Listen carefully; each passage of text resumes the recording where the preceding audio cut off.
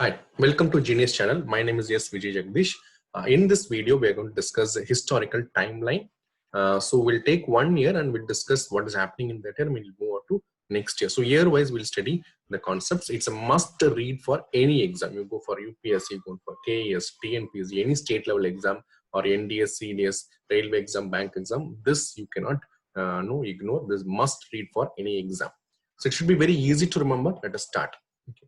First 1857 revolt. Okay, 1857 revolt happened in 1857. Okay, so what are the causes for this? What is the incident? Indian Sepoys killed the British officials.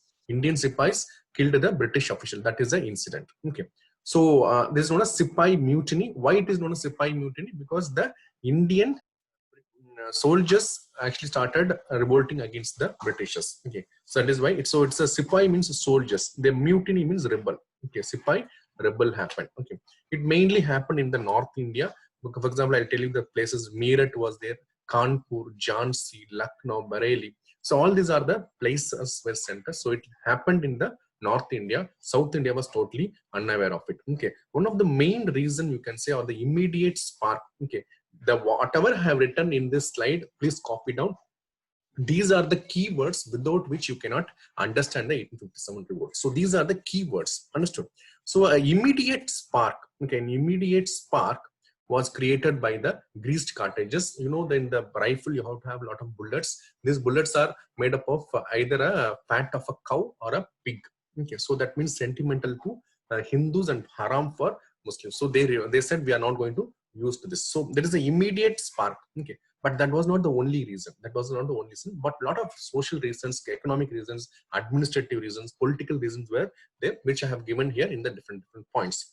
First among them is the doctrine of lapse, introduced by Dalhousie. Okay, Dalhousie introduced this.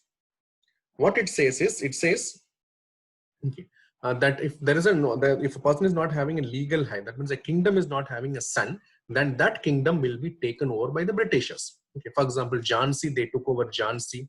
Okay, Rani Lakshmi Bai. Okay, so they have taken because they did not have any legal hair. Son is not there. Okay, so son was required for hair. Okay, you call it as waris or next generation. So we need, if that kingdom is not there, so where will be? So basically, the Britishers want to take over the Indian administration, and that is why they said that we will take over by using this. Okay, but even then, if they have taken Awadh, it is present Uttar Pradesh.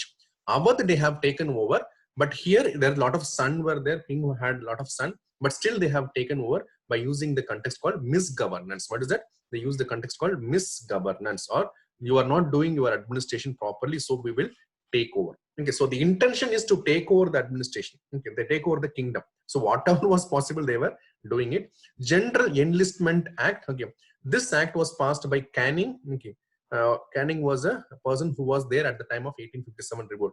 Normally, people think that it was Dalhousie. No. During 1857 revolt, it was Canning who was a Governor General of India at that time. Okay. So, General Enlistment Act said that any people who have joined Indian British Army or Indians and joined British Army, they have to work anywhere in India, not only in India, anywhere in the world.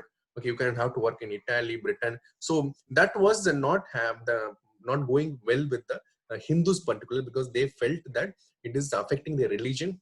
Because nowadays everybody is there across, but those days we felt that there is a crossing the sea means you are be outcasted, you will be not following the religious rules. So religious sentiments were affected by Enlistment Act, because it asked every soldier to work across the world, anywhere in the world. Okay, that is also one of the reasons. Religious Disabilities Act, okay, said that if you change the religion, still you can have the property inheritance. That means from your father you can take the property, it will be coming to you even if you change the religion. Okay, so that people felt that it is a state sponsored religious conversion. You can see Christian missionaries are having the flag of the British, and they'll be they'll be escorted by the British soldiers. So state sponsored conversions was there. That's what they felt, and they wanted to remove the British. There was a discontent against the Britishers. Okay.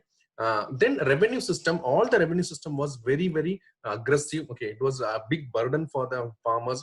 For example, talk about Jamindari system, Mahalwari system, and you talk about Rayatwari. All these were stress on the people, and they wanted to remove this kind of hardships. Then when the kingdom was taken over, okay, what happened? The artisans and handicraft people who were dependent on the kingdom, they lost the job.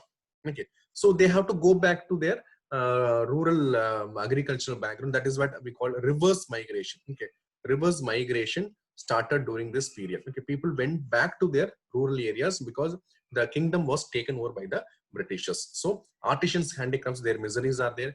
Colonial economy. India was reduced to colonial economy. Okay, what do you mean by colonial economy? India did not have any kind of industries. India was an exporter of raw material. Write down that very clearly. India was an exporter of raw material, an importer of finished goods. Okay, so we served as a source of raw material and we served as a market for them. Finished goods were sent to India. Okay.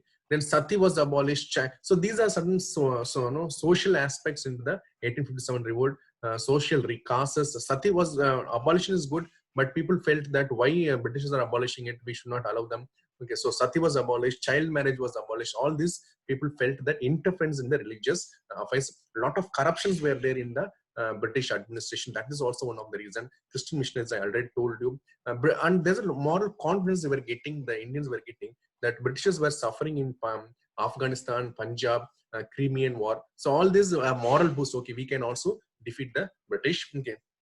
Sepoys were the main people of this 1857 revolt, right? So they had a lot of discontent. Their promotion was not proper. The Bhatta means when you work abroad. They said you have to work abroad. It is the Enlistment Act says. But when you work abroad, they were not giving then extra allowance which they promised. They were not giving. Salary increment was not proper for the Indian soldiers. So these are the important reasons. Each word is a key word you cannot ignore. So who are the leaders? Mangle, Panday, Begam, Hazrat, Mahal, Tantia, Tope, Bakht Khan, Nana Sahib, Bahadur Shah Zafar. He was the last Mughal ruler. Okay, and he was made Emperor of India. Maulavi Ahmadullah. Okay, and the centers were Meerut, Kanpur, Jhansi, Lucknow, Bareilly. Okay. So these are the very important aspect of 1857 revolt. Hope you enjoyed. And what we provide, we give coaching for all the exams, UPSC, Civil Service, CDS, NDA, Bank, SSC, and CLAT.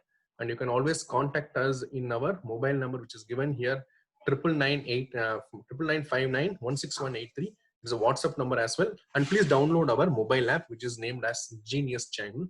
Thank you very much. Bye-bye.